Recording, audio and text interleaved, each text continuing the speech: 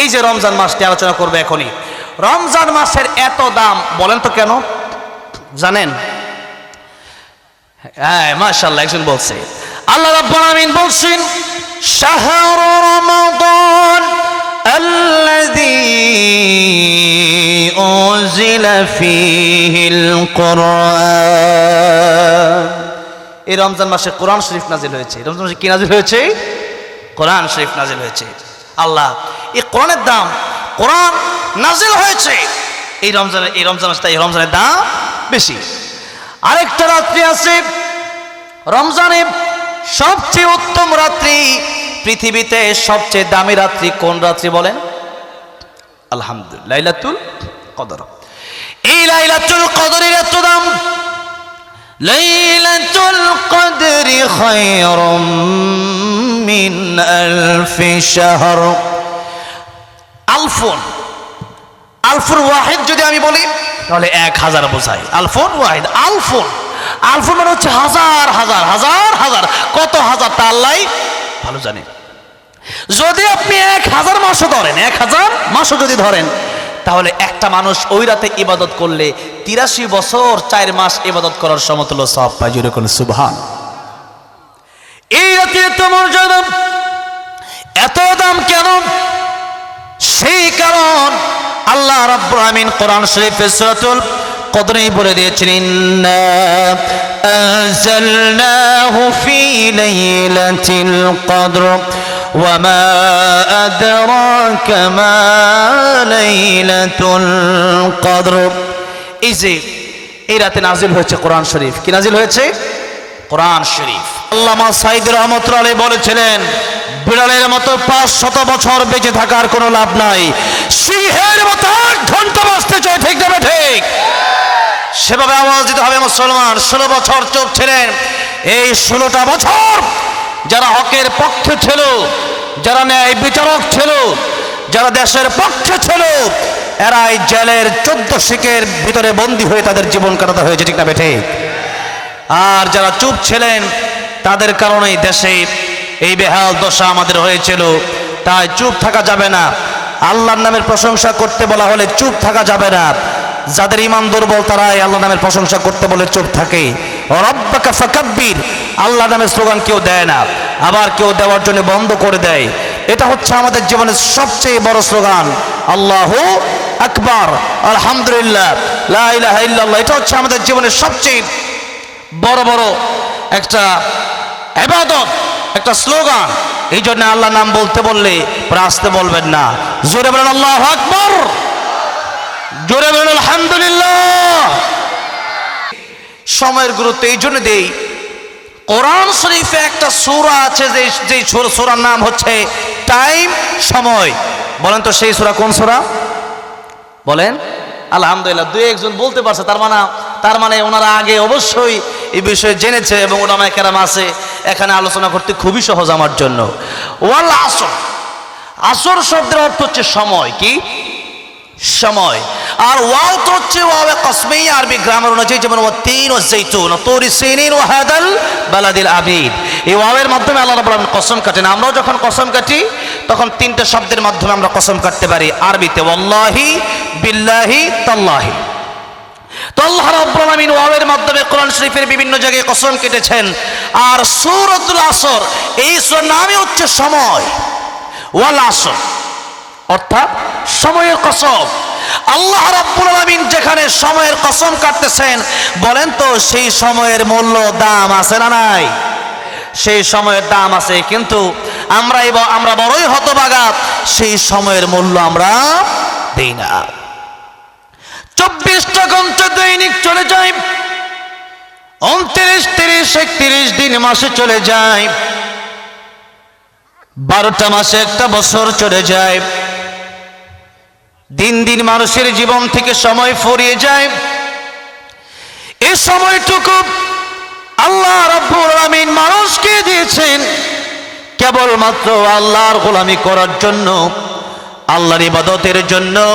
নবীজি বলেছেন, আদ দুনিয়া মাজরাতুল আখিরাহ, এই দুনিয়া তোমাদের কাজের জায়গা, পরকালের জন্য তোমাদের সামানা গোছানোর জায়গা। অন্য হাদিসে নবীজি বলছেন, আল কাইস মান দানা নাফসাহু ওয়া আমিলা লিমা বাদাল মাউত।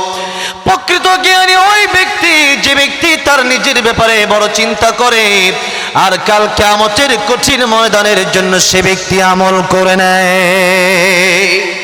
এরা হচ্ছে প্রকৃত জ্ঞানী। তাহলে বলেন, নবীর হাদিস অনুযায়ী আমরা কি পরকালের জন্য আমল বেশি করি, না দুনিয়ার এই টাকা করি, এই অর্থ সম্পদের জন্য বেশি কষ্ট করি? কিসের জন্য? অর্থ সম্পদের জন্য। অথচ আল্লাহ রাব্বুল আলামিন বলছেন, فمن زحزح عن النار وأدخل الجنة فقد فاز وما الحياة الدنيا إلا متاع الغرور। আল্লাহ পাক বলছেন, সফলকাম তো তারা, সফলতা অর্জন তো তারাই করতে পারলো যারা জাহান্নামের কঠিন কষ্ট থেকে বেঁচে জান্নাতের পথ, শান্তির পথ বেছে নিল, জান্নাতে তারা যেতে পারলো। এরাই হচ্ছে প্রকৃত সফল কাম। আর এই দুনিয়া হচ্ছে ধোঁকা। দুনিয়াটা কি? ধোঁকা। যতই দুনিয়াকে আঁকড়ে ধরতে চাবেন, দুনিয়া কোনোদিন পাবেন না, পাওয়ার সম্ভাবনা। এই পৃথিবী থেকে মানুষের চলে যাওয়া লাগবে। ঢাকা থেকে এসেছি আমি, এখানে অনেক জিনিসপত্র নিয়ে আসি নাই, আমার সব কিছু নীলফামারীতে গুছায় নিয়ে আসি নাই। দু চারটা জামা নিয়ে এখানে এসেছি। 2-3 দিন আমি উত্তরবঙ্গে অবস্থান করব, যতটুকু লাগে ততটুকু নিয়ে এসেছি, তার বেশি না। আবার আমাকে ঢাকা যেতে হবে, আমি এখানে এসেছি মুসাফির হিসাবে। তাই কবি দুনিয়ার ব্যাপারে বলছেন, हम सब मुसाफिर हैं वही आखिर ठिकाना, कोई आगे रवाना है कोई पीछे रवाना। দুনিয়াতে এসেছি মুসাফির হিসাবে থাকার জন্য, কেউ আসি নাই, কেউ থাকবো না। এসেছি আবার চলে যাব। ছিলাম মৃত, এখন আছে জীবিত, আবার আল্লাহ মারবেন, আবার জীবিত হওয়া লাগবে। কার কথা? আল্লাহ বলেছেন।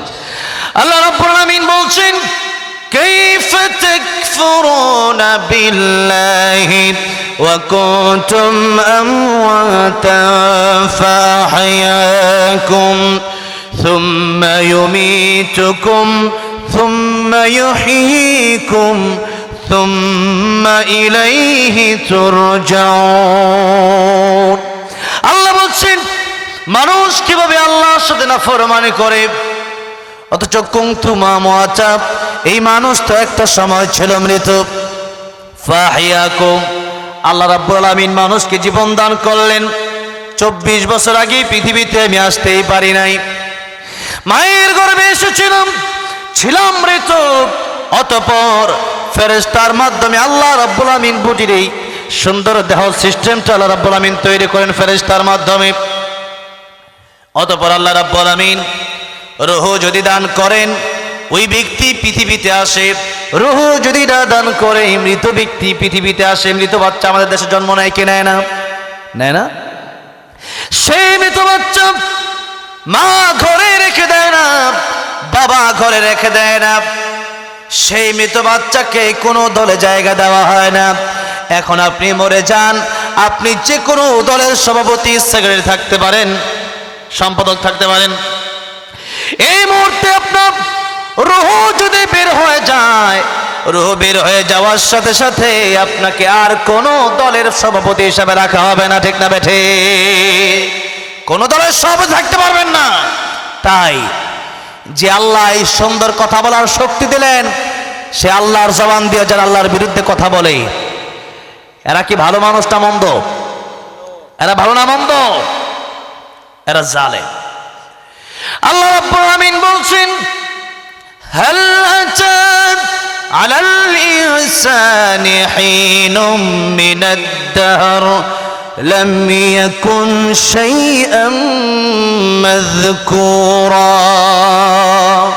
মানুষ তো বর্ণনা করার মতো কিছুই ছিল না সেই মানুষকে আমি আল্লাহ রাব্বুল আমিন জিরো থেকে হিরো বানিয়ে দিলাম কথা বলতে পারতো না কথা বলার শক্তি আমি আল্লাহ দিলাম চলার মতো ক্ষমতা ছিল না পা ছিল ছোটবেলায় কিন্তু হাঁটতে পারতো না সে হাঁটার জন্য দেহে আমি আল্লাহ রাব্বুল আমিন শক্তি দিয়ে দিলাম হাত ছিল এই হাত দিয়ে কোনো ভারী জিনিস উঠাতে পারতো না ধরতে পারতো না এই হাতের শক্তি আমি আল্লাহ রাব্বুল আমিন দিলাম বুঝ ছিল না কিন্তু আমি আল্লাহ রাব্বুল আমিন বুঝ দিলাম আর এই বুঝ দিয়ে যদি এই পৃথিবীতে মানুষ আল্লাহ রাব্বুল আমিনকে না চিনতে পারে কোরআন না শিখতে পারে এই মানুষ প্রকৃত মানুষ হতে পারে না তাই আল্লাহ রাব্বুল আমিন বলছেন লাহুম কুলুবুন লা ইয়াফকাহুনা বিহা ওয়া লাহুম আয়ুনুন লা ইউবসিরুনা বিহা ওয়া লাহুম আযানুন লা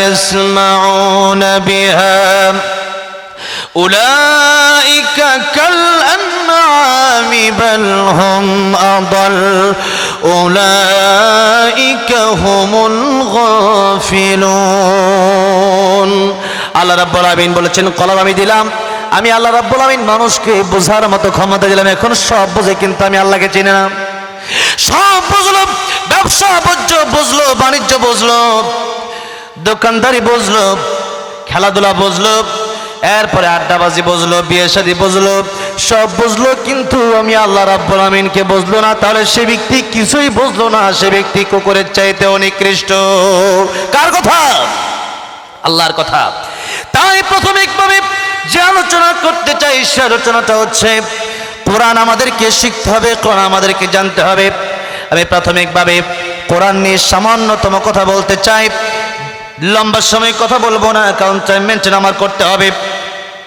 যেহেতু আল্লাহ রাব্বুল আমিন বলেছেন ওয়াল আসর সময়ের গুরুত্ব দেওয়ার জন্য আমাদের এই জীবনে অনেক আমলের প্রয়োজন জানারও বেশি প্রয়োজন মানারও বেশি প্রয়োজন কিন্তু আমরা জানার চেষ্টাও করি না আর জানলেও আমরা মানি না এটাই হচ্ছে আমাদের ব্যর্থতা তাই কোরআন শরীফ শিখলে সে ব্যক্তি প্রকৃত মানুষ হয় কোরআন শরীফ না শিখলে একজন মানুষ প্রকৃত মানুষ হতে পারে না কি জন্য সেটাই আমি আপনাদেরকে প্রাথমিকভাবে আলোচনা করতে চাই এরপরে সামনে আসতেছে রমজানুল মুবারক সেই রমজান সম্পর্কে কিছু কথা আমাকে বলতে হবে আমি মনে করি আমার বলা প্রয়োজন কারণ অনেক আলোচনায় আপনারা শোনেন কিন্তু আজকে আমি কিছু আলোচনা করব যেটা আপনারা শুনলে আশা করি আপনারা অনেকেই এই কথাগুলো আপনাদের খেয়ালে নাই সেগুলো আপনাদের খেয়াল আসবে যাক্কির ফাইন্নাদ যিকরা তানফাউল মুমিনিন ফায়দা হবে আমাদের ইনশাআল্লাহ তাই মোটামুটি আপনাদেরকে শোনার ইচ্ছা আছে নাকি চলে যাবেন আপনার কি অসুবিধা হচ্ছে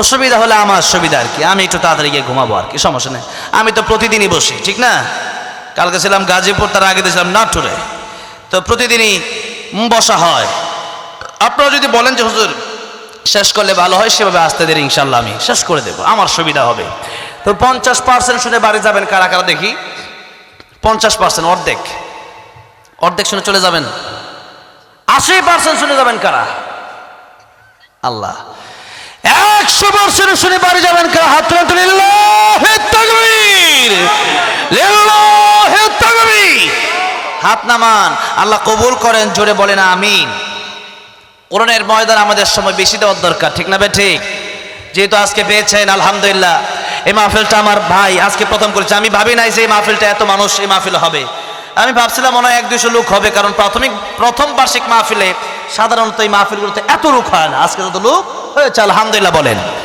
আপনারা কোরআন প্রেমিক আপনারা আল্লাহ প্রেমিক তাই আপনারা এসেছেন আসুন আল্লাহকে পাওয়ার জন্য আমাদের আল্লাহ পাওয়ার মাধ্যম হচ্ছে কোরআন শরীফ আল্লাহ পাওয়ার মাধ্যম কি কোরআন শরীফ তাই আল্লাহ রাব্বুল আমিন কোরআন শরীফে সূরা রহমান নাজিল করে কোরআনের কথা বললেন আর রহমান আল্লামাল কুরআন খালাকাল ইনসান আল্লাহ রাব্বুল আমিন বললেন রহমান তিনি দয়াময় তিনি কোরআন শিখালেন যিনি মানুষ বানালেন যিনি তার মানে আল্লাহ রাব্বুল আমিন তিনি হচ্ছেন রহমান তিনি হচ্ছেন দয়ালু আর তিনি যত দয়া পৃথিবীতে মানুষকে মানুষকে করেছেন সবচেয়ে উত্তম দয়ার নাম হচ্ছে কোরআন শরীফ। সুবহানাল্লাহ।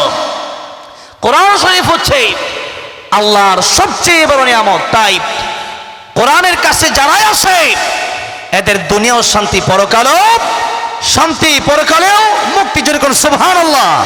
সমাধান চাও যদি জীবনে মরণে, ফিরে যাও খুঁজে নাও চোখ রাখো কোরআনে, ফিরে যাও খুঁজে নাও চোখ রাখো কোরআনে। আপনি একটু গাইতে পারবেন আমার সাথে? আমার বলছে মাঝে মধ্যে এক দুটা গজল গাইলে ভালো হয়। তাই কোরআন নিয়ে যেহেতু কথা বলছি, তাহলে কোরআন নিয়ে একটু সঙ্গীত একসাথে গাইতে পারবেন না ইনশাআল্লাহ? সবাই একসাথে। সমাধান চাও যদি জীবনে মরণে, ফিরে যাও খুঁজে নাও চোখ রাখো কোরআনে, ফিরে যাও খুঁজে নাও। একটা আওয়াজ দিয়ে কোরআনের প্রেম ভালোবাসা অন্তর নিয়ে, ফিরে যাও খুঁজে নাও চোখ রাখো কোরআনে, ফিরে যাও খুঁজে নাও। তবেই পাবে সুখ শান্তির ঠিকানা, তবেই পাবে সুখ শান্তির ঠিকানা, যদি মেনে নাও তুমি মনে প্রাণে সমাধান। সমাধান চাও যদি জীবনে মরণে, ফিরে যাও খুঁজে নাও চোখ রাখো কোরআনে।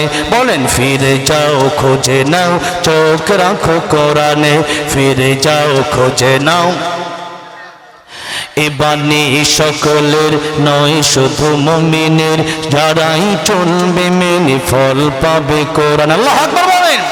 আজকের এই মাহফিলে তো আমার দুজন হিন্দু ভাই আসছে আমার আলোচনা শোনার জন্য। আলহামদুলিল্লাহ বলেন। আমার সাথে দেখা করে আসছে আওয়াজের আগে। আলহামদুলিল্লাহ বলেন। আমি খুবই খুশি হচ্ছি। আল্লাহ তাদেরকে ইসলামের পথে কবুল করেন। জয় বলেন আমিন। এই বাণী সকলের নয় শুধু মুমিনের, যারাই চলবে মেনে ফল পাবে কোরআনের। ঘরে বলো কিবা রাষ্ট্রে বলো, ঘরে বলো কিবা রাষ্ট্রে বলো, অশান্তি দূর করে শান্তি আনে সমাধান। সমাধান চাও যদি জীবনে মরণে, ফিরে যাও খুঁজে নাও চোখ রাখো কোরআনে। বলেন না ফিরে যাও খুঁজে নাও চোখ রাখো কোরআনে, ফিরে যাও খুঁজে নাও। তাই আল্লাহ রাব্বুল আমিন বলছে, ও দুনিয়ার মানুষ, যদি প্রকৃত মানুষ হতে চাও তোমরা আমি আল্লাহর কালাম শিখো, আমি আল্লাহর কোরআন শিখো। আমি আল্লাহর কোরআন যদি তোমরা শিখতে পারো, তোমরা প্রকৃত মানুষ হয়ে যাবা। কে বললেন? আল্লাহ বললেন। কিভাবে বললেন? আল্লাহ বলছেন, আল্লামাল কুরআন খালাকাল ইনসান। আল্লাহ বললেন, আমি আল্লাহ রাব্বুল আমিন তোমাদের প্রতি দয়া করলাম। কিভাবে? কোরআন শিখিয়ে তোমাদেরকে দয়া করলাম। আল্লাহ বলছেন, কোরআন শিখিয়ে আমি আল্লাহ দয়া করলাম, এরপরে আমি আল্লাহ রাব্বুল আমিন মানুষ বানালাম। তার মানে এই পৃথিবীতে জন্মগতভাবে মানুষ হলেই মানুষ হওয়া যায়। জন্মগত মানুষ তো ফেরাউনও ছিল, কিন্তু ফেরাউনের চেয়ে কুকুরই ভালো। জন্মগত মানুষ তো আবু জাহেল ছিল, কিন্তু আবু জাহেলের চাইতে কুকুরই ভালো। জন্মগত মানুষ তো আবুল আহাব ছিল, কিন্তু আবুল আহাব মালিক চেনে না, কিন্তু কুকুর তার মালিক চেনে। কথা বলেন ঠিক না বেঠিক? তাই আল্লাহ রাব্বুল আমিনকে যারা চিনবে না, এই কোরআন যারা শিখবে না, তারা আল্লাহকে চিনতে পারবে না। কোরআন যারা শিখবে তারা আল্লাহ রাব্বুল আমিনকে চিনবে। তাই কোরআন যদি শিখতে পারে, আল্লাহ রাব্বুল আমিন বলেন তোমরা প্রকৃত মানুষ হয়ে যাবা। তাই কোরআন শরীফ আমাদেরকে শিখতে হবে, কোরআন শরীফ আমাদেরকে জানতে হবে। কোরআন শরীফ শিখলে যে ইংলিশ শেখা যায় না, বিষয়টা এরকম না। কোরআন শরীফ শিখলে যে ডক্টর হওয়া যায় না, বিষয়টা এরকম না। কোরআন শরীফ শিখলে যে জজ হওয়া যায় না, বিষয়টা এরকম না। আজকের এই মাদ্রাসার ছাত্ররা ইংলিশ বলে দেখায় দিছে যে কোরআন শিখলে বাংলা যেমন শেখা যায়, ইংলিশও শেখা যায়। কথা ঠিক না বেঠিক? এই জন্য আগে আরবি শিখেন, কারণ দুনিয়াতে যত ভাষা আছে নবী বলেন তোমরা আরবিকে ভালোবাসবা তিন কারণে। জুড়ে বলেন আরবিকে ভালোবাসা লাগবে কয় কারণে? তিন কারণে। এক নম্বর নবী বলছেন আল্লাহর কোরআন শরীফ হলো কোরআন শরীফ আরবি ভাষা। জুড়ে বলেন কোরআন শরীফ কোন ভাষা? কোরআন শরীফ আরবি ভাষা। দুই নম্বর নবী বলেন আনা আরবিয়ুন, আমি নবী আরবি নবী, আমি নবীর ভাষা আরবি। আমাদের নবী আমাদের সবচেয়ে পরম বন্ধু, তিনি হলেন রাহমাতুল লিল আলামিন। আল্লাহ রাব্বুল আলামিনের পরে নবী আমাদের বন্ধু, কারণ আল্লাহ নিজের ব্যাপারে বলেছেন আলহামদুলিল্লাহি রাব্বিল আলামিন। একই শব্দ আলামিন শব্দ নবীর প্রশংসা করতে গিয়ে আল্লাহ রাব্বুল আলামিন বললেন ওয়ামা আরসালনাকা ইল্লা রাহমাতাল লিল আলামিন। রাহমাতুল লিল আলামিন নবী, বলেন না রাহমাতুল লিল আলামিন নবী কোরআনে প্রমাণ। আশিক বিনে কে বুঝিবে আমার দয়ার নবীর শান। নবীর প্রেম ভালোবাসা নিয়ে একটু বলেন না আশিক বিনে কে বুঝিবে আমার দয়ার নবী আমার মদিনারি বলবো।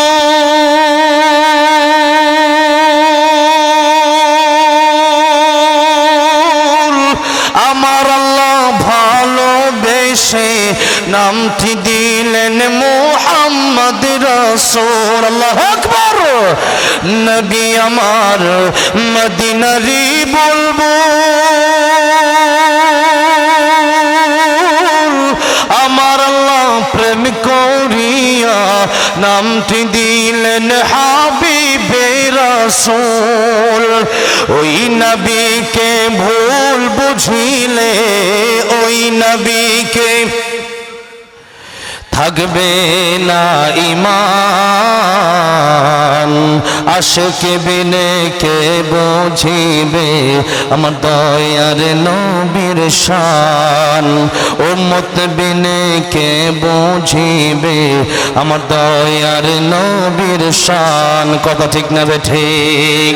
আমার ভাইরা, আমার বাবাজিরা, আল্লাহ রাব্বুল আমিন যত জায়গার জন্য রব, তত জায়গার জন্য আমার নবী রহমত। তাই আল্লাহ রাব্বুল আমিন সূরা মায়েদায় বললেন ইন্নামা ওয়ালিয়ুকুমুল্লাহু ওয়া রাসূলুহু ওয়াল্লাযীনা আমানু আল্লাযীনা يقيمون الصلاة ويؤتون الزكاة وهم راكعون।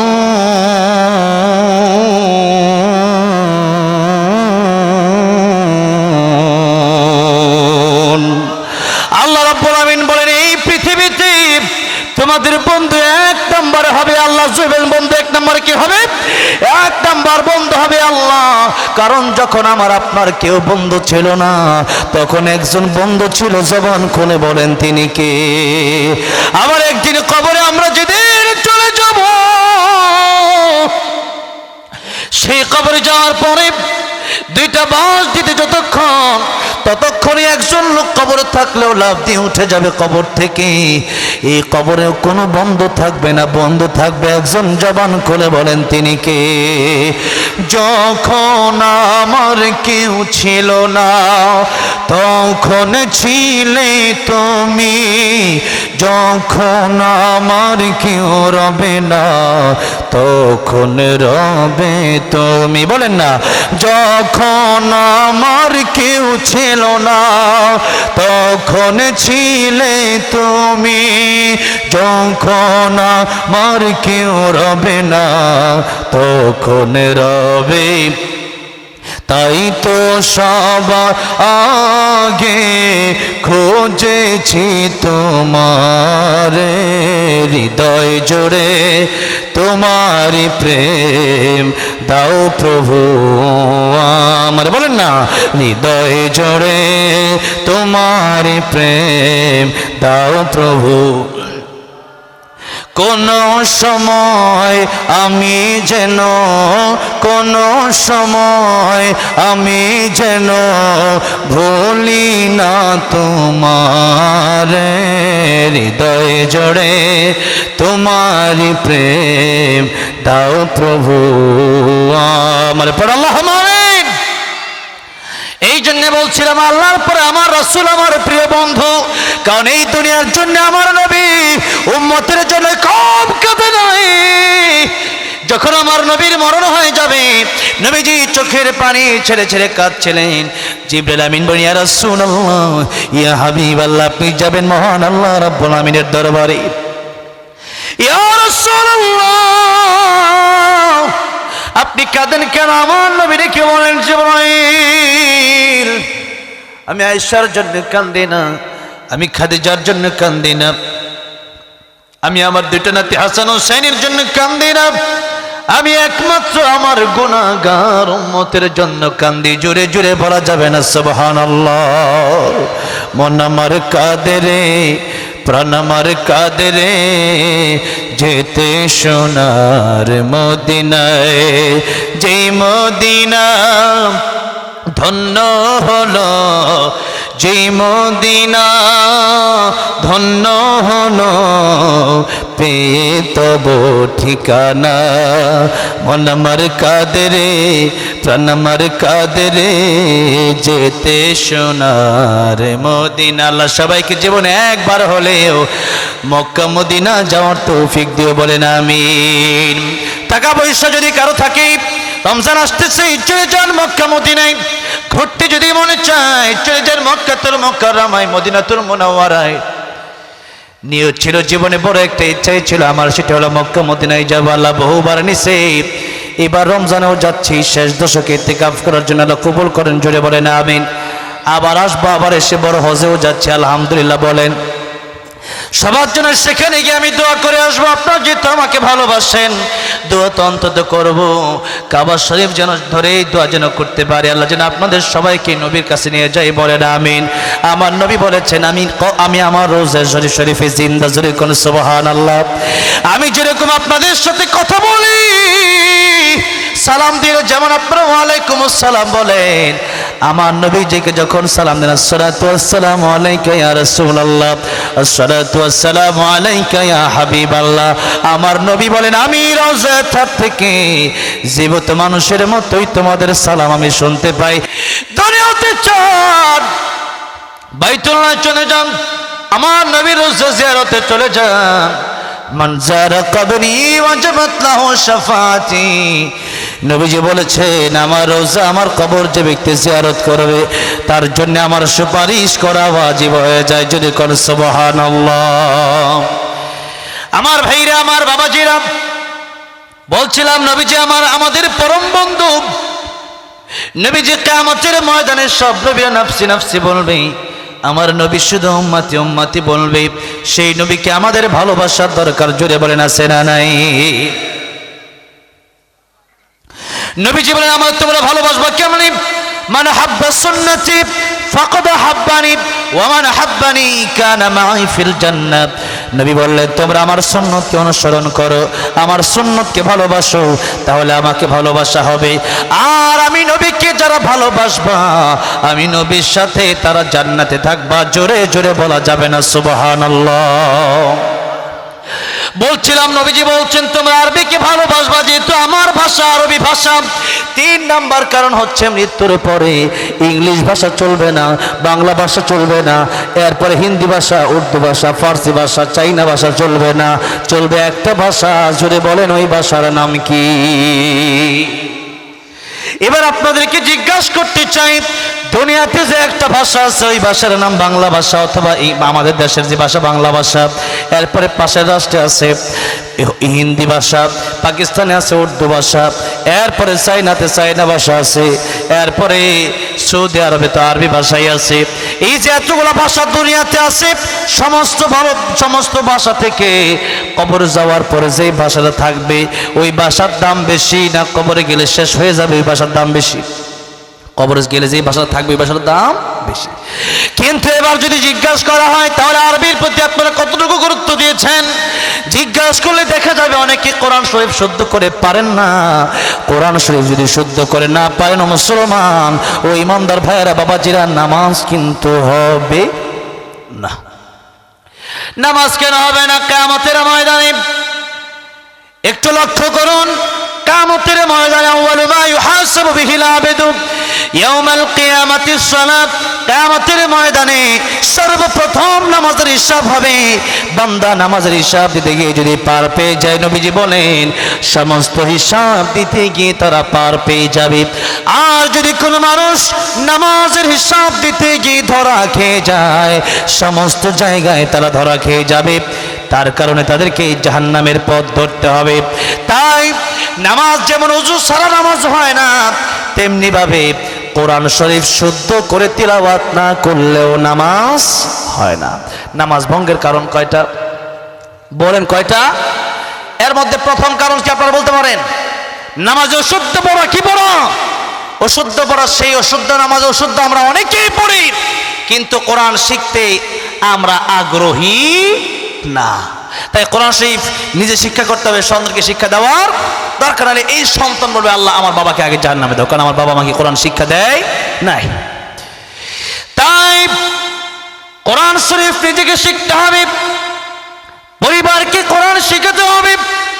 আল্লাহ রাব্বুল আলামিন সূরা তাহরীম আয়াত নাম্বার 6 আল্লাহ বলছেন, ইয়া আইয়ুহাল্লাযীনা আমানু কু আনফুসাকুম ওয়া আহলিকুম নারা। হে বান্দারা, নিজেরা জাহান্নামের আগুন থেকে বাঁচো, পরিবারকে তোমরা জাহান্নামের আগুন থেকে বাঁচাও। আর জাহান্নাম থেকে বাঁচার পদ্ধতি এক জায়গায় আছে, সেটা হলো কোরআন শরীফ। তাই আল্লাহ বলছেন, কিতাবুন আনজালনাহু ইলাইকা লিতুখরিজান নাসা মিনায-যুলুমাতি ইলান-নূর। আল্লাহ বলছেন এই কিতাব, এই কোরআন আমি আল্লাহ নাজিল করেছি যাতে করে মানুষ জাহান্নামের পথ থেকে জান্নাতের দিকে যেতে পারে। এই যে রমজান মাসটি আলোচনা করবে এখনই, রমজান মাসের এত দাম বলেন তো কেন জানেন? হ্যাঁ, মাশাআল্লাহ, একজন বলছে। আল্লাহ রাব্বুল আলামিন বলছেন, শাহরু রমাদান আল্লাযী উনজিলা ফীহিল কুরআন। এই রমজান মাসে কোরআন শরীফ নাজিল হয়েছে। রমজান মাসে কি নাজিল হয়েছে? কোরআন শরীফ নাজিল হয়েছে। আল্লাহ এই কোরআনের দাম, কোরআন নাজিল হয়েছে এই রমজানের দাম বেশি। আরেকটা রাত্রি আছে রমজানে সবচেয়ে উত্তম রাত্রি, পৃথিবীতে সবচেয়ে দামি রাত্রি কোন রাত্রি বলেন? আলহামদুলিল্লাহ, লাইলাতুল কদর। এই লাইলাতুল কদরের এত দাম। লাইলাতুল কদরি খায়রুম মিন আলফি শাহর। আলফুন ওয়াহিদ যদি আমি বলি তাহলে 1000 বোঝায়। আলফুন ওয়াহিদ, আলফুন মানে হচ্ছে হাজার হাজার হাজার হাজার, কত হাজার তা আল্লাহ ভালো জানে। যদি আপনি 1000 মাসও ধরেন, 1000 মাসও যদি ধরেন, তাহলে একটা মানুষ ওই রাতে ইবাদত করলে 83 বছর 4 মাস ইবাদত করার সমতুল্য সওয়াব পায়। জোরে বলেন সুবহান। এই রাতে এত মর্যাদা, এত দাম কেন? সেই কারণ আল্লাহ রাব্বুল আমিন কোরআন শরীফে সূরাতুল কদরে বলে দিয়েছেন, ইন্না আনজালনাহু ফি লাইলাতিল কদর ওয়া মা আদরাকা মা লাইলাতুল কদর। এই যে এই রাতে নাজিল হয়েছে কোরআন শরীফ। কি নাজিল হয়েছে? কোরআন শরীফ। আমি আপনাদেরকে অনুরোধ করবো, একজন আস্তে উঠা শুরু করছে 12টার পরে, আমি জানি এমনও থাকে না, তাই আমি বসার জন্য এরকম অনুরোধ করবো না। যারাই থাকেন আলহামদুলিল্লাহ। তো এরপরও 10-15 মিনিট একটু রোজা নিয়ে, রমজানের কিছু ফজিলত নিয়ে আলোচনা করবো, কিছু করণীয়, কিছু বর্জনীয়।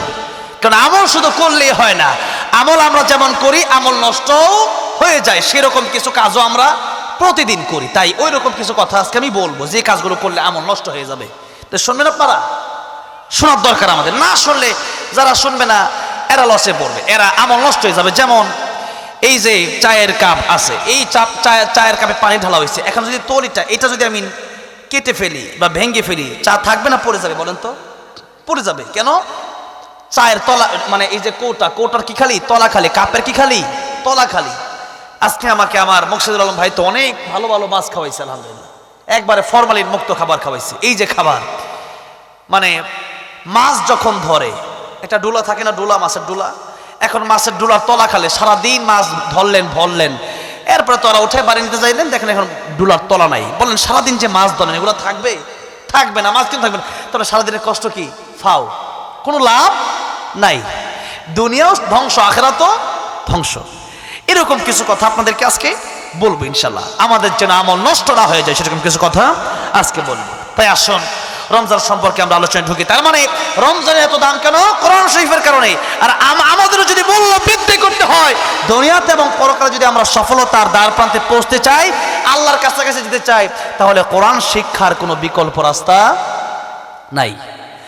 কোরআন শরীফ যদি আপনি শিখেন, এই শিক্ষার মাধ্যমে দুনিয়াতেও একজন প্রকৃত মানুষ, আসল মানুষ হতে পারে। কোরআন যারা শিখে তারাই এতটুকু জানে যে আল্লাহর কাছে কিয়ামতের ময়দানে একদিন আমাদের দাঁড়াতে হবে। এই ভয়ে তারা প্রকৃত মানুষ হয়, সুদ খায় না, ঘুষ খায় না, চুরি করে না, ডাকাতি করে না। দুনিয়াতে প্রকৃত মানুষ হয় সে ব্যক্তি, আল্লাহর ভয় তাদের অন্তরে থাকে। নাম্বার 2 হচ্ছে মৃত্যুর সময় মানুষের শেষ সম্বল একটা মাত্র জিনিস যদি থাকে ব্যক্তিটা সফল, আর একটা জিনিস যদি না থাকে ব্যক্তি ব্যর্থ। বলেন তো জিনিসটার নাম কি? ঈমান। বলেন কি? ঈমান যদি কারো থাকে, নবী বলেন সবচেয়ে কম ঈমান যার থাকবে দুনিয়ার চেয়ে 10 গুণ বড় জান্নাত আল্লাহ রাব্বুল আলামিন তাদেরকে দান করবেন। জোরে বলেন সুবহান। আমরা ঈমানদার, ঠিক না? ঠিক বলেন। আল্লাহকে বিশ্বাস করি, কোরআন মানি, রাসূল বিশ্বাস করি, ফেরেশতা বিশ্বাস করি, তাকদীর বিশ্বাস করি, পরকাল বিশ্বাস করি। এই যে পরকালে ঈমান নসিব হবে যদি আপনি কোরআন শিখেন। 3 নাম্বার, কোরআন যদি আপনি শিখেন আর তার উপর আমল করেন, কবরটা জান্নাতের বাগান হয়ে যাবে। যেরকম সুবহানাল্লাহ। পয়গম্বর ঈসা রূহুল্লাহ হেঁটে যাচ্ছেন রাস্তা দিয়ে। পয়গম্বর ঈসা যখন কবরস্থানে গিয়ে বলতেন কুম বিইذনিল্লাহ, কুম বিইذনিল্লাহ বলার সাথে সাথে মৃত মানুষটা আল্লাহ রাব্বুল আমিনের হুকুমে জীবিত হয়ে যেত। জোরে কোন সুবহানাল্লাহ। পয়গম্বর ঈসা রূহুল্লাহ রাস্তা দিয়ে হেঁটে যাচ্ছেন, একদিন যাওয়ার সময় দেখলেন কবরে আযাব হচ্ছে। কি হচ্ছে? কবরে আযাব হচ্ছে। এটা মানেন তো আপনারা? কবরে আযাব হয়। নবীজি বলেছেন কবরে এক একটা হাতুড়ির বাড়ির ওজন কত? উহুদ পাহাড় আমি নিজেকে দেখেছি, চুমু দিয়ে এসেছি। নেহাল ভাই গেছিলেন, উমরায় গেছিলেন না? উহুদ পাহাড় দেখছেন না? 8 মাইল লম্বা উহুদ পাহাড়, এত বড়। উহুদ পাহাড়ে যদি একটা হাতুড়ি দিয়ে একটা বাড়ি দেওয়া হয়, উহুদ পাহাড় চূর্ণ বিচূর্ণ হয়ে ধ্বংস হয়ে যাবে। তাহলে একটা মানুষকে যদি বাড়ি দেওয়া হয় অবস্থা কি হবে বলেন তো? সেই কবরে আযাব যখন দেখলেন পয়গম্বর ঈসা রূহুল্লাহ একটু পর আবার রাস্তা দিয়ে আসতেছেন, পয়গম্বর ঈসা রূহুল্লাহ তাকে দেখলেন কবরটা জান্নাতের বাগান হয়ে গেছে। যেরকম সুবহানাল্লাহ। পয়গম্বর ঈসা রূহুল্লাহ বললেন কুম বিইذনিল্লাহ, আল্লাহর হুকুমে দাঁড়ায় যাও। কবর থেকে লোকটা সাথে সাথে জীবিত হয়ে ঈসা আলাইহিস সালামের সাথে কথা বলতে শুরু করলো। ঈসা আলাইহিস সালাম বলল, তোমাকে জীবিত করেছি, তোমাকে জিজ্ঞাসা করতে চাই, এতক্ষণ ধরে যে তোমার কবরটা জাহান্নামের আগুনে ভরপুর ছিল, এখন দেখছি তোমার কবরটা জান্নাতের বাগান হয়ে গেছে, কিভাবে সম্ভব হলো? লোকটা ডেকে বলছেন, পয়গম্বর ঈসা রূহুল্লাহ, আমার একজন ইতিম সন্তান ছিল, ছোট্ট সন্তান রেখে পৃথিবী থেকে আমি এসেছিলাম। আজকে তার মা তাকে মাদ্রাসায় ভর্তি করে দিয়েছে। মাদ্রাসায় গিয়ে আমার ইতিম সন্তান যখন পড়া শুরু করলো, বিসমিল্লাহির রহমানির রহিম পড়েন সবাই, বিসমিল্লাহির রহমানির রহিম। পরম করুণাময় অসীম দয়ালু আল্লাহর নামে শুরু করছি। যখন সে করুণাময় পড়েছে, দয়ালু পড়েছে, আল্লাহ বলছে, ও ফেরেশতারা, আমার বান্দার সন্তান দুনিয়াতে আমাকে রহমান বলে ডাক দেয়, রহিম বলে ডাক দেয়, এই সন্তানের বাবার কবরে আযাব হতে পারে না। আল্লাহু আকবার। আল্লাহ রাব্বুল আলামিন সন্তানের ওসিলায় বাবার কবরকে জান্নাতের টুকরা বানায় দিয়েছে। আল্লাহু আকবার। এই হলো কোরআনের শিক্ষার মর্যাদা। কাল কিয়ামতের ময়দানে আলেমদেরকে যারা ভালোবাসবে, আলেমদেরকে যারা সহযোগিতা করবে, কাল কিয়ামতের ময়দানে নবীজি বলেছেন এক একজন মানুষ এক এক গ্লাস পানি দুনিয়াতে আলেমকে পান করিয়েছিল, কোরআনের দ্বারক বাহককে পান করিয়েছিল। সেজন্য আলেম যখন জান্নাতে যাবে, লোকটা ডেকে বলবে, আলেম আপনাকে আমি বড় ভালোবেসেছিলাম, আপনাকে এক গ্লাস পানি পান করিয়েছিলাম, আজকে আপনি একা জান্নাতে যাবেন, এটা কেমন করে হয়? আমার লিস্টে তো জাহান্নামের লিস্টে চলে আসছে আমার নাম। আল্লাহ রাব্বুল আলামিন ডেকে বলবেন, আলেম আজকের জান্নাতে তুমি একা যাবে না, কিয়ামতের ময়দানে সে ব্যক্তি যে তোমাকে ভালোবেসেছিল, তোমাকে এক গ্লাস পানি পান করিয়েছিল, সুতরাং তাকে নিয়ে দুজনেই তোমরা জান্নাতের ভেতরে পৌঁছে যাও। আল্লাহু আকবার। তাই নবীজি বলছেন, কুন আলিমান আও মুতাআল্লিমান আও মুস্তামিআন আও মুহিব্বান ওয়ালা তাকুন খামিসান ফাতাহালিক। আলেম হও, আলেম যদি না হতে পারে আলেমের ছাত্র হও, আলেমের ছাত্র যদি না হও আলেমের কথা তোমরা শোনো। আলেমের ওয়াজ নসিহত কথাবার্তা শোনার সুযোগ হয় না, আলেমদেরকে মুহাব্বত করো, তাদের যা প্রয়োজন খাবার দাবার ব্যবস্থা করো। কিচ্ছু নাই, কমপক্ষে অন্তর দিয়ে মুহাব্বত করো। কি দিয়া? অন্তর দিয়ে কি করতে হবে? মুহাব্বত করতে হবে। ওয়ালা তাকুনু খামিসান ফাতাহালিক। নবী বলছেন, যদি ঘৃণা করো ধ্বংস হয়ে যাবা। কে বলেছেন? মুহাম্মদ সাল্লাল্লাহু আলাইহি ওয়াসাল্লাম। দুনিয়াও ধ্বংস, আখিরাতও ধ্বংস। যারা আলেমের সাথে বেয়াদবি করেছে এরা ভালো আছে না খারাপ আছে? আলেমদেরকে যারা জেলে নিয়েছিল এর কাছে থাকতে পারছে? দিল্লি পালাইছে, ঠিক না ভাই? ঠিক। এক একজন এক এক দিকে দৌড় দিচ্ছে, কেন? আলেমদের সাথে বেয়াদবি করার কারণে, ঠিক না ভাই? ঠিক। 16 বছর তাদের ক্ষমতা আরো থাকতো যদি কেবলমাত্র একটা কাজ তারা করতো, যদি কেবলমাত্র তারা আলেমদের সাথে ভালো ব্যবহার করতো, ঠিক না ভাই? ঠিক।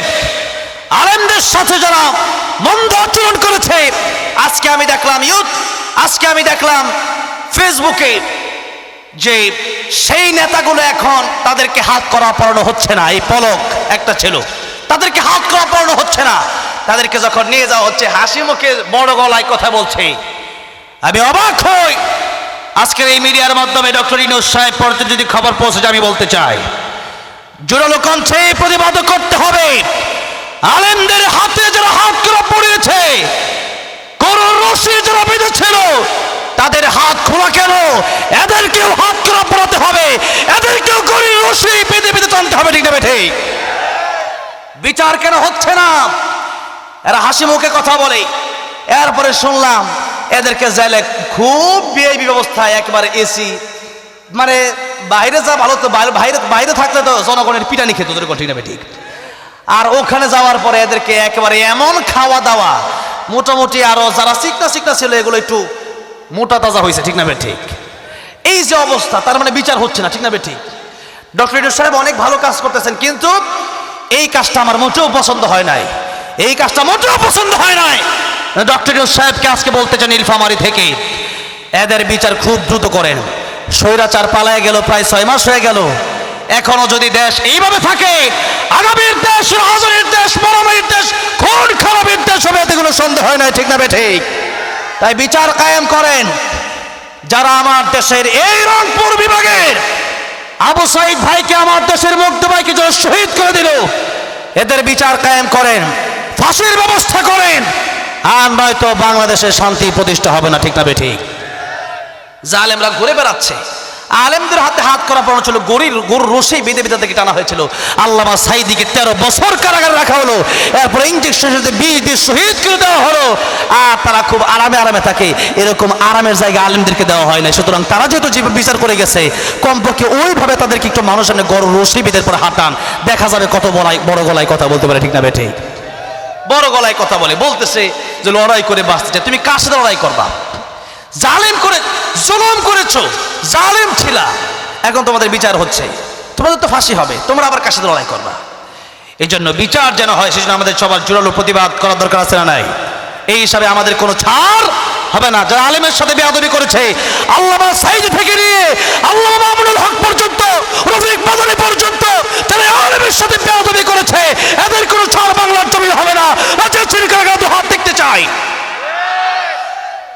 লিল্লাহি তাকবীর, লিল্লাহি তাকবীর। আলেম ওলামা শত্রুরা, বিশ্বের মুসলিম, লিল্লাহি তাকবীর। হাত নামান, আল্লাহ কবুল করেন, জোরে বলেন আমিন।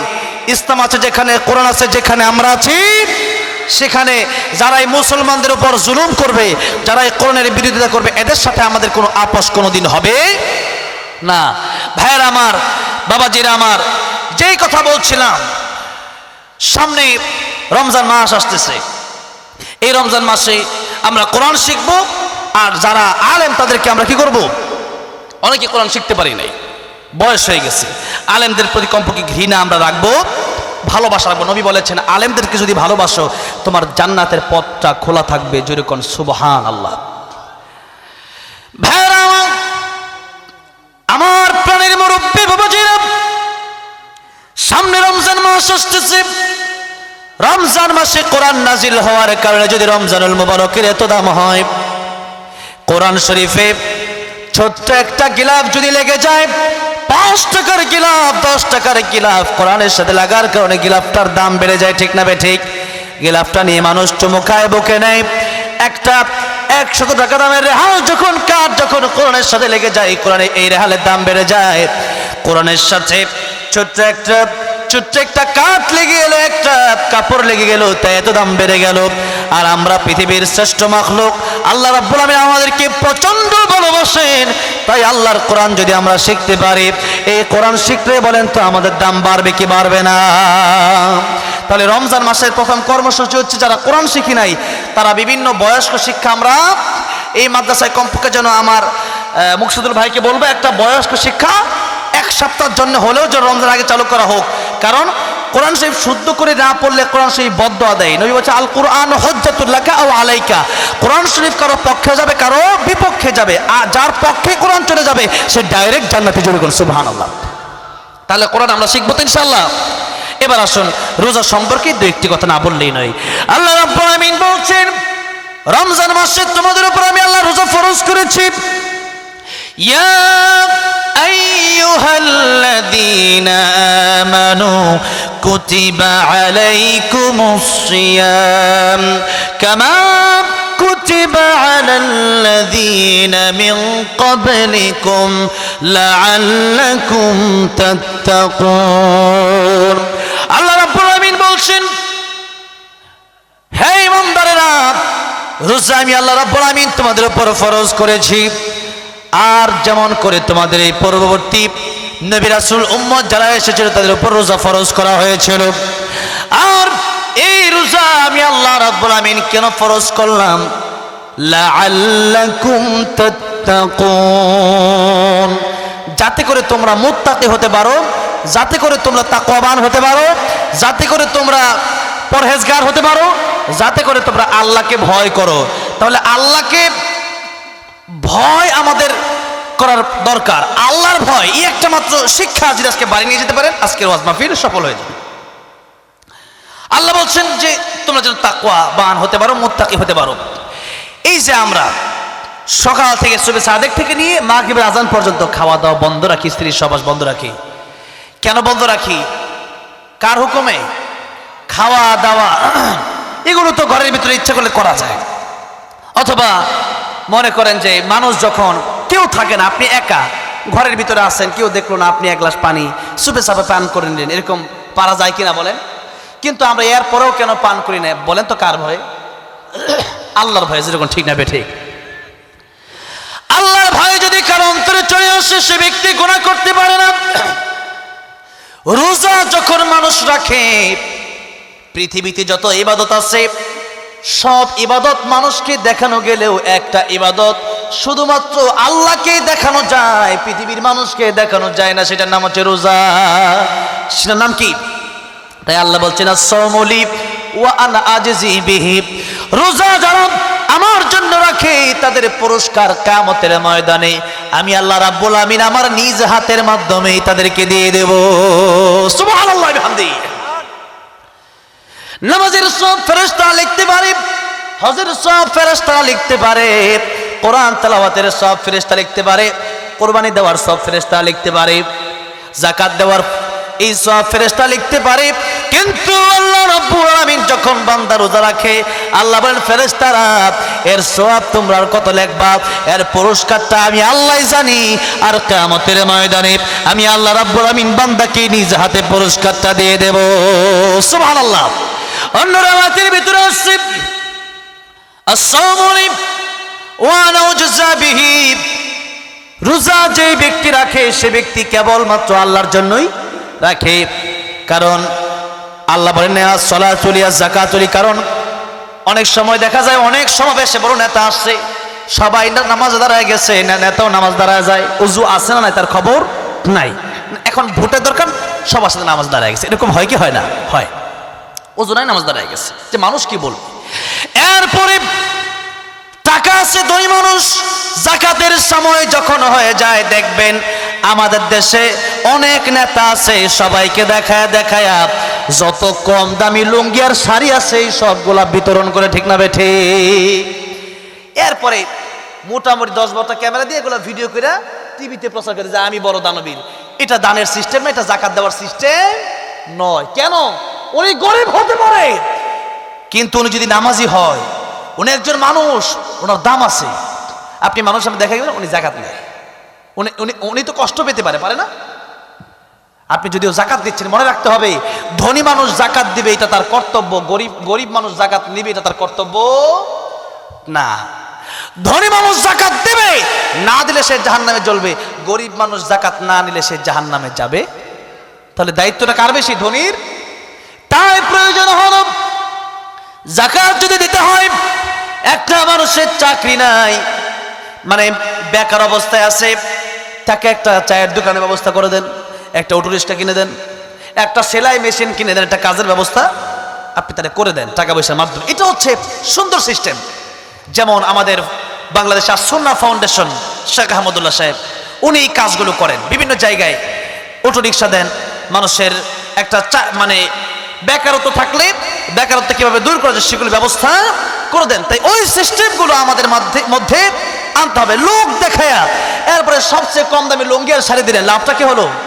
আপনি মানুষকে দেখানোর জন্য দিলেন, ওর লুঙ্গি 2 দিন পরে ছিঁড়ে গেল। আপনি 5 জনকে দেওয়ার ক্ষমতা আপনার নাই, আপনি 5 জনকে দেন। আপনি 5 জনকে যে টাকাটা দেওয়া যাবে ওইটা দিয়ে আপনি 100 টাকার লুঙ্গি বাজারে গিয়ে কিনতেছেন। আমি একবার দেখলাম এক বাজারে একজন গেছে, বলতেছে বাজারে সবচেয়ে কম দামি কি আছে ওইগুলা দেন। কেন? জাকাত তো কি ভালো জিনিস দিবেন, ঠিক না? ঠিক, ভালো জিনিস দেন। আপনি তো আপনার জন্য এটা পছন্দ করেন না, তাহলে আপনি ওনার জন্য এটা পছন্দ করলেন কেন? তার মানে আপনি এখন দিচ্ছেন নাকি লোক দেখানোর জন্য কোনো রকম একটা দিয়ে আর কি সারতেছেন। এই জন্য যাকাত যদি কোনো মানুষকে দেখানোর জন্য দেয়, কিয়ামতের ময়দানে আল্লাহ রাব্বুল আমিন তাকে ডাকবে, বলছে কি করছো আমার জন্য? বলবে আল্লাহ দান করছে। আল্লাহ বলবেন তুমি আমার জন্য দান করো নাই, তুমি করেছিলে যাতে করে মানুষ তোমাকে দানবীর বলো। ও ফেরেশতারা ওকে টেনে হিচড়ে জাহান্নামে দাও, নাউজুবিল্লাহ বলেন। তার মানে কি হলো? দুনিয়াও গেল, আখিরাতও, আমও গেল, সালাও দুইটাই গেল। তাহলে লোক দেখানো ইবাদতের কোনো দাম আল্লাহর কাছে নাই। আর হজ করে মানুষ আল্লাহকে দেখানোর জন্য করে, কোরবানি দেয় বড় একটা গরু কিনা দেখানোর জন্য, অনেক সময় দেয় যে আমার গরুর দাম কিন্তু 2 লাখ টাকা, বিশাল দামি গরু কিনছি, গরু মালা টালা পরাইয়া। তাহলে আপনি একটা ছাগল দেন, সমস্যা নেই, কিন্তু আল্লাহর জন্য দেন। কার জন্য? আল্লাহর জন্য। এখন লজ্জায় কেন? ছাগল দিলে মানুষ কি বলবে? একটা গরু, টাকা পয়সা নাই। অনেক লোক আছে আমাদের দেশে, আমরা দেখছি আমাদের দেশে একেবারে আমার এলাকায়, আমার বাড়ির পাশেই এমনও লোক দেখছি টাকা নাই কিন্তু সুদ লইয়া ও কুরবানি দেয়। এমন লোক আছে না নাই? যে কুরবানি না দিলে মানুষ কি করবো? এখন তো 1-2 লাখ টাকা কেমনে কি করবো? সুদ নেয়। আছে না মাসুম? আছে। সুদ দেওয়া মানুষ কি করে? কুরবানিতে। এই কুরবানির দাম আছে। আবার চুরি করে অনেক সময়, মানে এটা হলো সুদ নেওয়া কুরবানি দেওয়ার সিস্টেম কি? কুরবানি চুরি করে দিলাম, তার মানে চুরির গুণা একদিকে আর কোরবানির সব একদিকে, দুইটা মিলা সমান সমান, মাঝখানে গুস্ত খাইলাম কি ফাও ফিরি। বুঝছেন কথাটা ভাইয়ারা আমার বাবা? তাহলে লোক দেখানো পৃথিবীতে অনেক ইবাদত আছে, কিন্তু সারাদিন না খায় কোনো পাগলেও থাকবে না, যেরকম ঠিক না বে ঠিক। তাই আল্লাহ রাব্বুল আমিন বলছেন রোজা বান্দা কেবলমাত্র আমার জন্যই রাখে, আর যেই বান্দা আমার জন্য রোজা রাখে আল্লাহ রাব্বুল আমিন বলছেন বান্দার পুরস্কার আমি আল্লাহ রাব্বুল আমিন নিজেই হয়ে যায়। সুবহানাল্লাহ। আল্লাহ নিজেই বান্দার পুরস্কার। তার মানে তুমি আমার কাছে যা চাওয়া তাই পাবা, যেরকম সুবহানাল্লাহ। এই হচ্ছে রোজার পুরস্কার। আল্লাহ যদি হয়ে যায় আমার, আর কিছু দরকার আছে আমার? মাল্লাহুল মাওলা ফালাহুল কুল। আল্লাহ যদি হয়ে যায় আমার পৃথিবীর আর কিচ্ছু দরকার নাই। ভাইরা আমার, বাবাজিরা আমার, রমজানে আল্লাহ বলছেন তোমরা যদি তাকওয়াবান হতে পারো, মুত্তাকি হতে পারো। তাই রমজানের মূল শিক্ষা হচ্ছে, যেহেতু তাফসীরের কিতাবে লেখা আছে এই আয়াতের ব্যাখ্যায়, যেহেতু রমজানে আল্লাহকে ভয় করতে গিয়ে হালাল খাবার খাওয়া বন্ধ করে দিলাম, ছেড়ে দিলাম, হালাল স্ত্রী ছেড়ে দিলাম, তাহলে আল্লাহ যা বলেছে মিথ্যা বলা যাবে না, গীবত করা যাবে না, চুরি করা যাবে না, ডাকাতি করা যাবে না, সুদ খাওয়া যাবে না, ঘুষ খাওয়া যাবে না। সুদ আমাদের দেশে আসে না নাই? রোজাও রাখে, সুদও খায়। তাহলে এই রোজা রাখার দাম কি? আপনি তো এইদিকে রোজা রাখতেছেন, ওইদিকে সুদও খাচ্ছেন, তার মানে বুঝে গেল আপনি আল্লাহকে ভয় করেন না। সুদ যারা খায় এদের সর্বনিম্ন গুনাহ হচ্ছে তারা নিজের মায়ের সাথে জিনা করার গুনাহ হয়, নাউজুবিল্লাহ বলেন। আর সবচেয়ে বড় গুনাহ হচ্ছে আল্লাহ এবং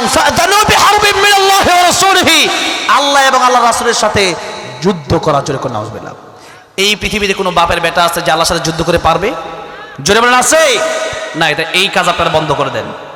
আল্লাহ তুমি সবাইকে এই কাজ থেকে হেফাজত করো, জোরে বলেন আমিন। ভাইয়ের আমার, বাবাজিরা আমার, রোজাও রাখলেন, অন্যান্য গুনাহ ছাড়তে পারলেন। নবী বলেন এই রোজার কোনো দাম নাই। যেমন দুটি গুনার কথা আজকে আমি সংক্ষেপে বলতে চাই। একটি গুনাহ হচ্ছে গীবত, যেগুলো আমল নষ্ট হয়ে যায়। বলেন কি? গীবত, পরনিন্দা, মানে অন্য মানুষের সমালোচনা করা। ভাই আসলে আমার দেখা হলো আজকে, তো একটা কাজ আমার ভালো না লাগতে পারে, কালকে গিয়ে আমি বললাম এই লোকটা একটা বড় বাটপার, বলে না মানুষ, এই লোকটা সুবিধার না, ওর থাবড়ানো দরকার। কই না আমরা এরকম কথা বলি না? এইরকম কথা যে বলেন গীবত হয়ে গেল। সাহাবী বললেন ইয়া রাসূলুল্লাহ, একজন মানুষ সত্যি একটা দোষ করেছে, ওইটা যদি আমি আরেকজনের কাছে গিয়ে বলি এটা কি গীবত হবে নাকি? না বলি এটাই তো গীবত। এটাই কি গীবত? একজন দোষ করছে, ওইটা তুমি আরেকজনের কাছে তার অগোচরে গিয়ে বলবা, এটাই কি হবে গীবত? গীবতের শাস্তি আল্লাহ বলছেন ওয়ালা ইয়াগতাব বা'দুকুম বা'দা আইয়ুহিব্বু আহাদুকুম আন ইয়াকুলা লাহমা আখিহি মাইতান ফাকারিহতুমুহ।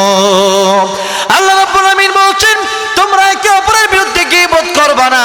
আইয়ুহিব্বু আহাদুকুম, তোমরা কি এমনটা পছন্দ করো, কেউ আছে এমনটা পছন্দ করো যে আইয়াকুলা লাহমা আখিহি মাইতা, যে তোমরা মৃত ভাইয়ের লাশ থেকে তোমরা গোশত চাবায়া খাবা? নাউজুবিল্লাহ বলেন। একজন মানুষ মরে গেছে, তার গোশত কেউ খায় নাকি?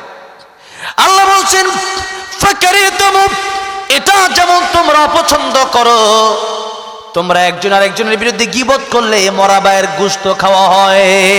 কি খাওয়া হয়? মরা ভাইয়ের কাঁচা গোশত খাওয়া হয়। মাগরিবের পরে গীবত করলেন, এই সমস্ত রোজার সবটা আপনার থাকবে না। রোজার সবটা ওনার বিরুদ্ধে গীবত করলে ওনার কাছে রোজার সবটা চলে যাবে।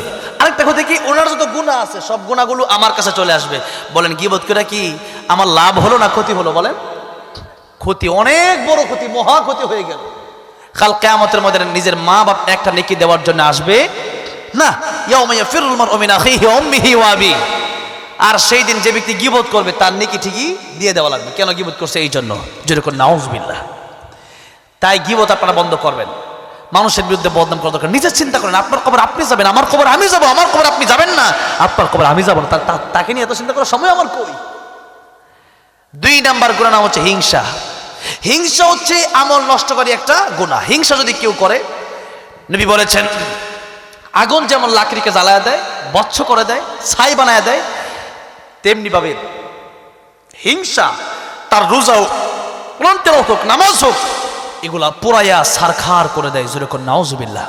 তাই আমরা এই গীবত থেকে, হিংসা থেকে আমরা আল্লাহর কাছে পানাহ চাই, পরিত্রাণ চাই। সমস্ত গুনাহ থেকে আল্লাহ যেন আমাদেরকে বাঁচায় রাখেন। রমজানের সঠিক হকগুলো যেন আদায় করার তৌফিক দান করেন, জুড়ে বলেন আমিন। রমজান যেন আল্লাহ আমাদেরকে নসিব করেন, জুড়ে বলেন আমিন। অনেক মিডিয়া আসছে, এখান থেকে প্রয়োজনে শুনে নেবেন। আরও অনেক ওলামায়ে কেরাম আছে, যে কোনো মাসলা তাদেরকে জিজ্ঞেস করবেন। হ্যাঁ, ইউটিউব থেকে তার আলোচনা শুনবেন ইনশাআল্লাহ।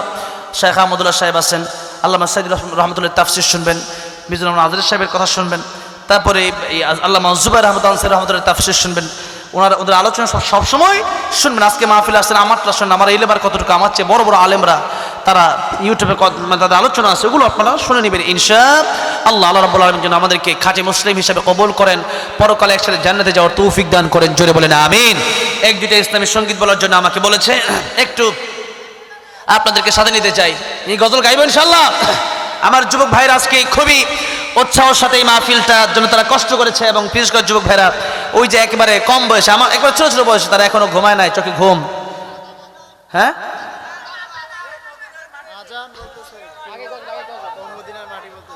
ও মদিনার মাটি রে, এটা আমার নেহাল ভাই স্যার এত বিপদে পড়ছে, এটা খেলেম খাইছে আমার নেহাল ভাই। এখন ওই গজলে নীলফামারী গাইতে পারি না, আমার ভাইয়েরা দিই তো গজল।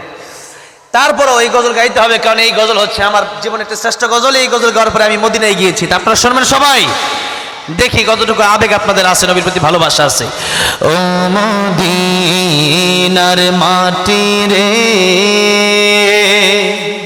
সকল সুখ বুঝি তোর কপালে। ও মদিনা রে, তোর বুকে আমার নাবি, যার লাগে পাগল সবই, যার তোর হইল সৃষ্টি ত্রিভুবন। কাঁদি আমি সারাক্ষণে, কখন যাব সেখানে, সহে না আর পরনে। ও মদিনার মাটি রে, সকল সুখ বুঝি তোর কপালে। ও মদিনা রে,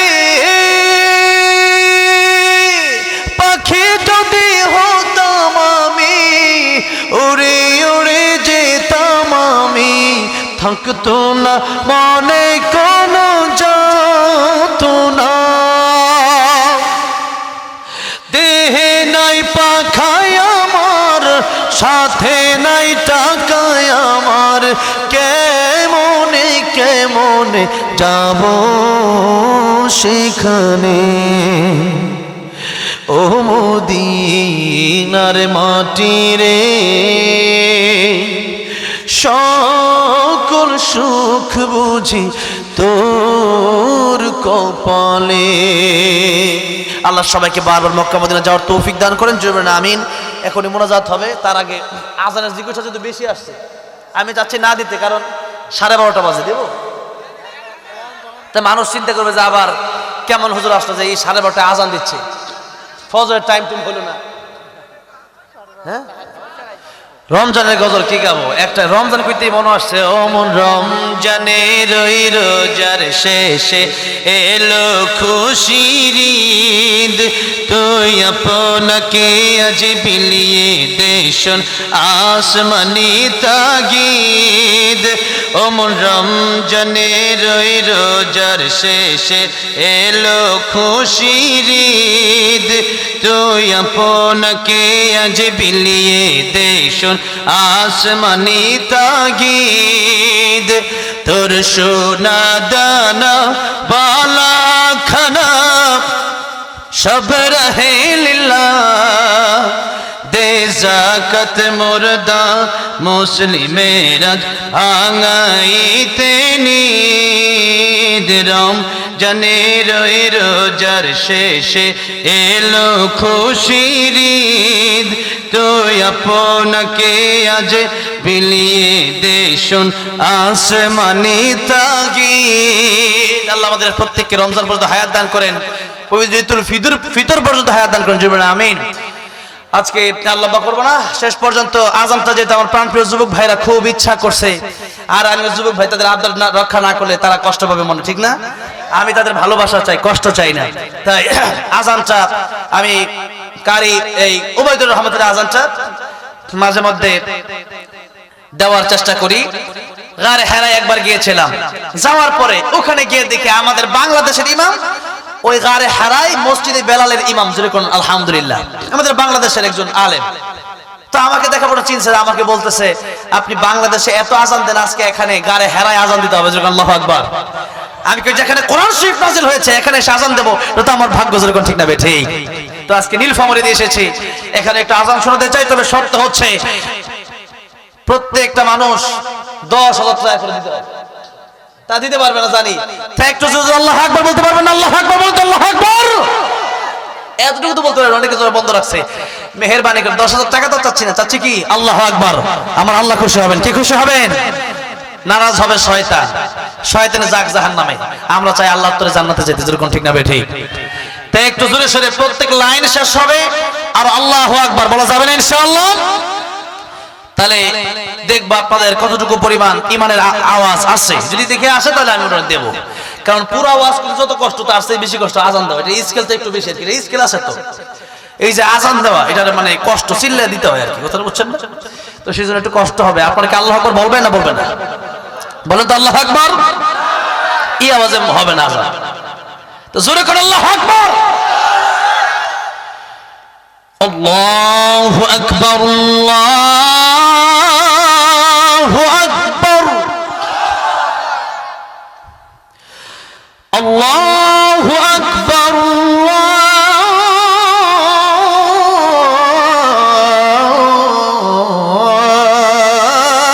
আল্লাহু আকবার।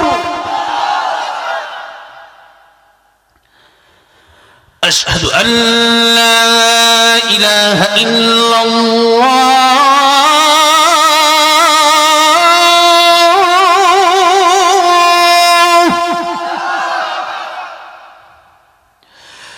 أشهد أن لا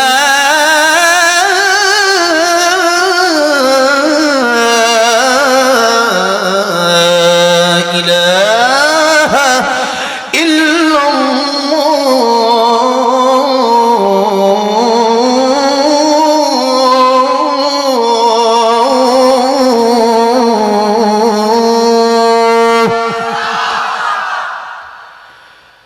أشهد أن محمد رسول الله.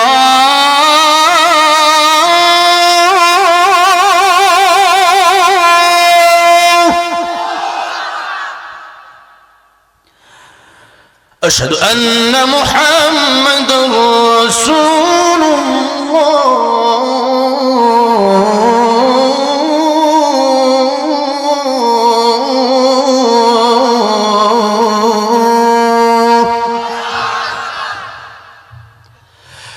حي على الصلاة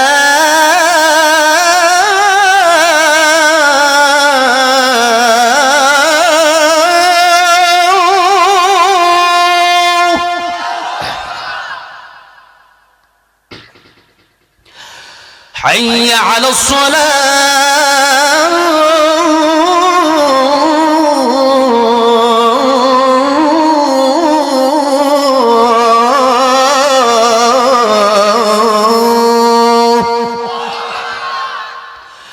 حي على الفلاح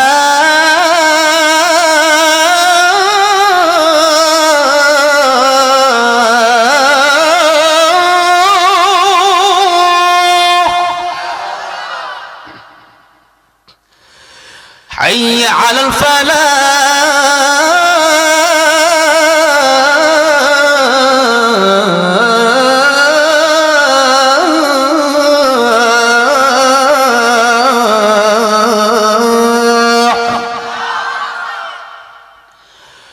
الله أكبر، الله أكبر، لا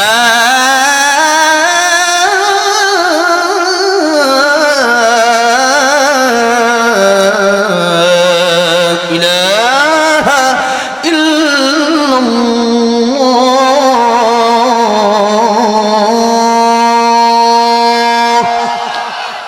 আলহামদুলিল্লাহ। আজান কেমন লেগেছে বলেন? ভালো লাগছে? নামাজ পড়লে আরো ভালো লাগবে, আর রহমত নাজিল হবে। তা আল্লাহ সবাইকে 5 ওয়াক্ত নামাজি বানায় দেন, পড়েন আমিন। দোয়া হবে, মোনাজাত হবে। অনেক লম্বা সময় আপনাদেরকে দিলাম আমার প্রিয় ভাইয়ের কারণে। আমার প্রিয় ভাই আমাকে অনেক ভালোবাসেন। আজকে আসার পর থেকে আমার ভাইকে আমার অনেক ভালো লেগেছে। আগে যদিও দেখা হয় নাই, মনে হচ্ছে আমার অনেক আগে থেকে পরিচয়। এত ভালো লাগছে আমার। আপনার ভাইয়ের পাশে থাকবেন। ইসলামের জন্য খুব হৃদয় উজাড় করেছেন তিনি। আজকের এই মাহফিলটা আয়োজন করেছেন, অনেক কষ্ট করেছেন। অনেক যুবক ভাইয়েরা, অনেক অনেক মুরব্বী বাবা যারা সবার কষ্ট কবুল মঞ্জুর করেন। অনেকের মা, অনেকের বাবা পৃথিবী থেকে চলে পরপারে বিদায় নিয়ে চলে গেছেন। জানি না মা কেমন আছে, বাবা কেমন আছে কবরে। আল্লাহ যেন তাদের কবরগুলো জান্নাতের টুকরা বানায় দেন, জোরে বলেন আমিন। অনেকের অসুস্থ, দোয়া চেয়েছেন অনেকেই। আল্লাহ যেন শিফা কামিলা আজর দান করেন। আমার ভাইয়ের জন্য দোয়া চাই। درود شريف اللهم صل على محمد وعلى آل محمد كما صليت على إبراهيم وعلى آل إبراهيم إنك حميد مجيد اللهم بارك على محمد وعلى آل محمد كما باركت على إبراهيم وعلى آل إبراهيم إنك حميد مجيد اللهم آمين ربنا ظلمنا أنفسنا وإن لم تغفر لنا وترحمنا لنكونن من الخاسرين ربنا آتنا في الدنيا حسنة وفي الآخرة حسنة وقنا عذاب النار رب ارحمهما كما ربياني صغيرا সবাই পড়েন رب ارحمهما كما ربياني صغيرا আল্লাহ রাব্বুল আলামিন নীলফামারী কিশোরগঞ্জ থানায় বালাপাড়া দক্ষিণ সিংহের গাড়ি ইন্টারন্যাশনাল ইসলামিক মাদ্রাসা এলাকাবাসীর উদ্যোগে আমার মুকসিদুল ইসলাম ভাইয়ের উদ্যোগে আজকের এই মাহফিলটা আয়োজন হলো আল্লাহ রাব্বুল আলামিন এই মাহফিল আজকে অনেক ওলামায়ে কেরাম আসলো অনেক মুরব্বি বাবাজিরা আসলো আল্লাহ রাব্বুল আলামিন অনেক শত শত দাড়ি পাকা মুরব্বি বাবাজিরা আমার সাথে হাতগুলো বাড়িয়ে দিয়েছে নবীজি বলেছেন যাদের দাড়ি দেখলে যারা যখন মুরব্বি বাবাজিরা হাত তোমার কাছে উঠায় দেয় তুমি তাদেরকে দেখলে তুমি তাদের হাত ফিরিয়ে দিয়ে লজ্জা পাও আল্লাহ রাব্বুল আলামিন ছোট ছোট নিষ্পাপ মাসুম বাচ্চারা তালেবুল ইলম কোরআন শরীফের ধারক বাহকরা তালেবুল ইলমের হাত বাড়িয়ে দিয়েছে আল্লাহ রাব্বুল আলামিন মামার মা বোনেরা পর্দার আড়াল থেকে হাত বাড়িয়ে দিয়েছে আল্লাহ রাব্বুল আলামিন কত মানুষ গভীর রজনীতে রাত 1:30 বাজে এই গভীর রজনীতে কত মানুষ ঘুমায় আছে আরামের বিছানায় মাবুদ গো যারা আরামের বিছানা ছেড়ে দেন আরামের বিছানাকে হারাম করে দিন আজকের এই মাহফিলে নীলফামারী কিশোরগঞ্জে যারা চলে আসলো মেহেরবানি করে আমাদের জিন্দেগির গুনাহগুলি তুমি মাফ করে দাও আল্লাহ রাব্বুল আলামিন আমরা যারা হাতগুলো বাড়াই দিলাম জানি না কার জনম দুঃখিনী মা বাবা অন্ধকার কবর দেশে শহীদ আল্লাহ জানি না কবরে মা কেমন আছে বাবা কেমন আছে আল্লাহ রাব্বুল আলামিন যে মা 10 মাস 10টা দিন পেটে ধারণ করলো আয় আল্লাহ জন্মের সময় যুদ্ধের ময়দানের মতো রক্ত ঝরায় দিল যে মা 3 বছর দুধ পান করালো যে মা প্রস্রাব পায়খানাগুলো পরিষ্কার করল আল্লাহ রাব্বুল আলামিন জনম দুঃখিনী মা আর বাবার দিকে তাকালে তোমার নবী বলেছেন একবার তাকালে একটা কবুল হজের সওয়াব হয়ে যায় যাদের নাই তারাই বুঝে মা কি সম্পদ বাবা কি সম্পদ আল্লাহ রাব্বুল আলামিন জানি না ওই জনম দুঃখিনী মা বাবা কবরে কেমন আছে মেহেরবানি করে মা বাবার কবরগুলো তুমি জান্নাতের বাগান বানায়া দাও আল্লাহ রাব্বুল আলামিন অনেকের প্রিয় দাদা দাদি নানা নানি শ্বশুর শাশুড়ি আত্মীয় স্বজন বন্ধু বান্ধব পাড়া প্রতিবেশী অন্ধকার কবর দেশে আল্লাহ রাব্বুল আলামিন মেহেরবানি করে প্রত্যেকের কবর তুমি জান্নাতের বাগান বানায়া দাও আল্লাহ রাব্বুল আলামিন আমাদের মধ্যে অনেকে অসুস্থ মেহেরবানি করে তুমি শিফায়ে কামেলা আজর নসিব করে দাও আল্লাহ রাব্বুল আলামিন আমার সাথে যারা হাতগুলো বাড়ায় দিন অনেকেই দোয়া চেয়েছে অনেকে হাতগুলো বাড়ায় দিয়েছে আল্লাহ রাব্বুল আলামিন জানি না কে কোন এক বাসনা নিয়ে হাতগুলো বাড়ায় দিছে আয় আল্লাহ তুমি তো আলিমুল গায়ব অন্তরের খবর মাওলা তুমি জানো মেহেরবানি করে প্রত্যেকের মনের নেক বাসনাগুলি তুমি পূরণ করে দাও আয় আল্লাহ রাব্বুল আলামিন এই নীলফামারী আমার অত্যন্ত প্রিয় একটি জেলা এই জেলা আসলে আমার বড় ভালো লাগে এই জেলায় আয় আল্লাহ তোমার খাস রহমত বরকত তুমি নাজিল করে দাও আয় আল্লাহ রাব্বুল আলামিন আজকে ইন্টারন্যাশনাল ইসলামিক মাদ্রাসা আমার মুকসির আলম ভাই মাদ্রাসা করলেন, বড় কষ্ট তিনি করে মাদ্রাসার জন্য। আয় আল্লাহ রাব্বুল আলামিন, ব্যবসা করেন, টাকা পয়সা গুলো এই মাদ্রাসার জন্য তুমি অধিকাংশ টাকা পয়সা গুলো খরচ করে আল্লাহ মেহেরবানি করে ব্যবসা বাণিজ্যে তুমি বারাকা দান করে দাও। আয় আল্লাহ রাব্বুল আলামিন, এই প্রতিষ্ঠানকে সমস্ত বিপদ বালা মুসিবত থেকে হেফাজত করে দাও। আয় আল্লাহ রাব্বুল আমিন, এই প্রতিষ্ঠান থেকে দ্বীনের বড় বড় মুজাদ্দিদ ওলি কামেল তুমি তৈরি করে দাও। আয় আল্লাহ রাব্বুল আমিন, এই মাদ্রাসার সমস্ত হাজাত তোমার গায়বী খাজানা থেকে পূর্ণ করে দাও। আয় আল্লাহ রাব্বুল আমিন, যারা আমরা হাত গোলা বাড়াই দিলাম, জানি না কার মনে কি দুঃখ বেদনা আছে, কে কোন বিপদ আপদ বালা মুসিবতের সাথে জড়িত আছে। আল্লাহ বিপদ বালা মুসিবত থেকে হেফাজত করে দাও, পেরেশানি দূর করে দাও, অভাব দূর করে দাও। আল্লাহ রাব্বুল আমিন, প্রত্যেককে 5 ওয়াক্ত নামাজি বানায় দাও। আয় আল্লাহ রাব্বুল আমিন, একটা মাহফিল আঞ্জাম দিতে গিয়ে আমার মুকসিদুল ইসলাম ভাই সহ আমার প্রাণের যুবক ভাইয়েরা, আমার মুরব্বী ও যারা কষ্ট করলেন এই গভীর রাত পর্যন্ত, যারা তোমার ভালোবাসায়, তোমার আল্লাহ তোমার কাছ থেকে গুনাহ মাফের আশায়, আমার নবীর ভালোবাসায়, কোরআনের ভালোবাসায় গুনাহ মাফের আশায় যারা বসে রইল, আয় আল্লাহ তুমি একজনের হাতও খালি ফিরাইয়ে দিও না। আল্লাহ মেহেরবানি করে প্রত্যেকের গুনাহ তুমি মাফ করে দাও। কাল কিয়ামতের ময়দানে এই মাহফিল তুমি আমাদের জন্য নাজাতের উসিলা বানাইয়ে দিও। আয় আল্লাহ রাব্বুল আমিন, যা চাইলাম তাও দান করো, যা চাই না আমাদের দরকার তুমি তাও দান করো। আয় আল্লাহ রাব্বুল আমিন, আখিরি ফরিয়াদ জানি না কার জন্য মারাকুল মওতাজ জাইল দাঁড়ায় আছে। আয় আল্লাহ জানি না কার জন্য মসজিদের খাটটা রেডি হইয়া রইছে। আয় আল্লাহ জানি না ইতিমধ্যে বাজারে কার জন্য কাফনের কাপড় দোকানে চলে এসেছে। আয় আল্লাহ রাব্বুল আমিন, সবই তো প্রস্তুত, কিন্তু আমরা নিজেরাই কবরের জন্য প্রস্তুত নিতে পারি নাই। আয় আল্লাহ রাব্বুল আমিন, আমরা বড় দুর্বল, কবরে কি কবরের শাস্তি ভোগ করতে পারবো না। আল্লাহ কবরের মাটির চাও সইতে পারবো না। আয় আল্লাহ রাব্বুল আলামিন, কবরে জাহান্নামের আগুন সইতে পারবো না। আয় আল্লাহ রাব্বুল আলামিন, তুমি যদি মাফ না করো কবর থেকে বাঁচার কোনো সিস্টেম নাই। আয় আল্লাহ রাব্বুল আলামিন, গভীর রজনীতে শাবান মাসের শেষ, আয় আল্লাহ রমজান মাস সমাগত এই মুহূর্তে তোমার কাছে খাঁটি তওবা করতেছি। আল্লাহ মেহেরবানি করে আমাদের তওবা তুমি কবুল আর মঞ্জুর করে নাও। আয় আল্লাহ রাব্বুল আলামিন, খাঁটি মুসলমান বানায়া দাও, খাঁটি ইমানদার বানায়া দাও।